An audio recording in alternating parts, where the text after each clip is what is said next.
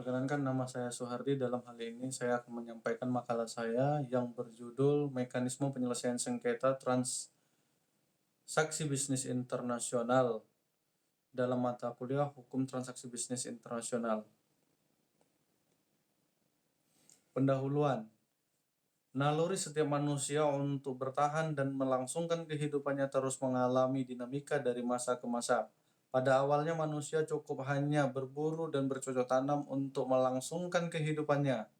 Namun hal itu akhirnya dirasakan kurang bisa untuk memenuhi kebutuhan hidup manusia yang juga mengalami perkembangan, baik secara kuantitas maupun kualitas.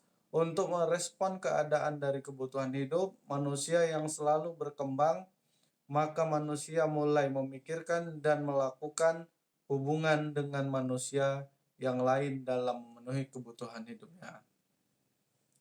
Pada titik inilah kemudian interaksi antara manusia mulai memasuki bentuk-bentuk transaksi bisnis yang secara ekonomis bisa memenuhi kebutuhan. Salah satu upaya yang dilakukan oleh manusia untuk memenuhi kebutuhan hidupnya ialah melakukan aktivitas bisnis. Mengingat aktivitas bisnis ini terjadi dalam lingkup kehidupan manusia sehari-hari, yaitu masyarakat, maka tidak mengherankan apabila aktivitas tersebut juga membutuhkan lembaga hukum yang disebut dengan lembaga hukum bisnis untuk mengatur segala sesuatu yang berkaitan dengannya. Hal ini tentunya sejalan pula dengan adigium Yunani, yaitu ubi societas ibi ius, yang berarti di mana ada masyarakat di situ ada hukum.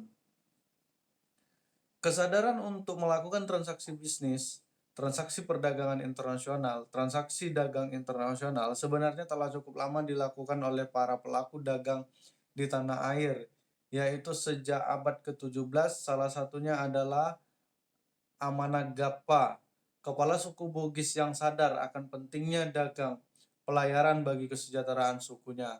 Keunggulan suku Bugis dalam berlayar dengan hanya menggunakan perahu-perahu Bugis yang kecil telah mengarungi lautan luas hingga ke Malaya, sekarang menjadi wilayah Singapura dan Malaysia. Spirit untuk bertransaksi dagang inilah yang kemudian menjadikan salah satu cikal bakal dasar filosofis dari munculnya perdagangan dalam skala internasional. Ada beberapa motif atau alasan mengapa negara atau subjek hukum pelaku dalam perdagangan melakukan transaksi dagang internasional, antara lain yaitu untuk mempermudah tersedianya bahan-bahan yang dibutuhkan yang belum bisa diproduksi sendiri oleh salah satu pihak yang terikat dalam transaksi, dan juga untuk mengatasi masalah kelangkaan bahan-bahan produksi yang dibutuhkan. Hal ini mengingat sumber daya alam merupakan materi yang ketersediaannya berbeda-beda setiap tempat, setiap negara. Artinya, cikal bakal perdagangan ini lahirnya hukum-hukum internasional, kontrak-kontrak internasional. Indonesia juga tidak ketinggalan dari peradaban internasional. Karena kenapa? Sebelum ternyata masyarakat Indonesia itu sendiri sudah melakukan dari abad-abad sebelumnya, yaitu cikal bakalnya yang saya muat dalam makalah ini dari suku Bugis yang berada di Kalimantan.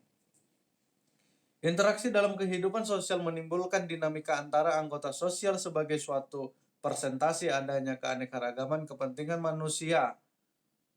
Sebagai anggota masyarakat dalam menjalankan kehidupannya, tidak menutup kemungkinan dalam pergaulan antara anggota sosial terjadi pertentangan, perselisihan, dan sengketa sebagai akibat dari adanya perbedaan pendapat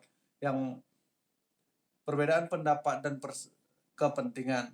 Pada umumnya semua pihak berkehendak bahwa kehidupan sosial berjalan dengan sinergi yang melindungi semua kepentingan anggotanya.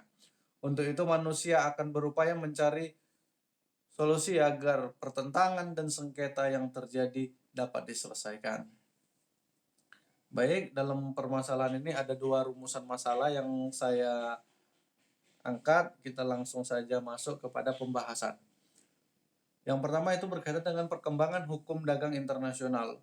Hukum dagang internasional ini saya bagi menjadi 3 tahapan perkembangannya. Yang pertama itu hukum perdagangan internasional lahir pada awalnya dari praktek para pedagang. Hukum yang diciptakan oleh para pedagang ini lazim disebut pula sebagai lex mercatoria, law of merchant. Nah, yang kedua itu berkaitan dengan tahapan perkembangan yang kedua ini mengacu kepada negara-negara mulai sadar perlunya pengaturan hukum perdagangan internasional.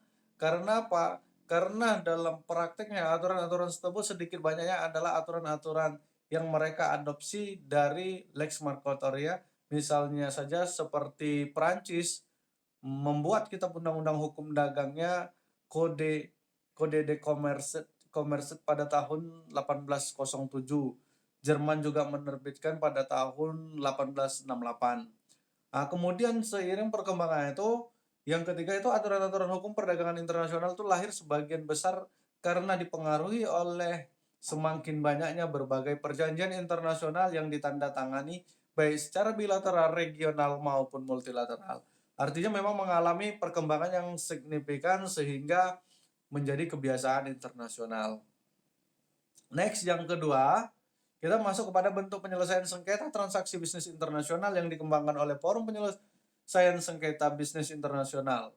Pada Forum Penyelesaian Sengketa Internasional ini, lembaga penyelesaian internasional ini cenderung kepada menyelesaikan sengketa melalui beberapa metode, yaitu melalui arbitrase. Mungkin arbitrase di sini ada beberapa yang menjadi bagian dari penyelesaian sengketa. Arbitrase di mana mereka menggunakan penyelesaian sengketa melalui kesepakatan para pihak.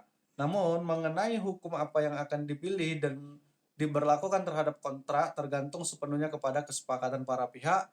Ada berbagai hukum yang dapat para pihak pilih. Hukum tersebut adalah yang pertama itu hukum nasional, di mana menggunakan salah satu hukum dari salah satu negara. Yang kedua itu hukum kebiasaan, para pihak menggunakan kebiasaan-kebiasaan yang biasa digunakan. Setelah itu ada perjanjian internasional dan hukum internasional.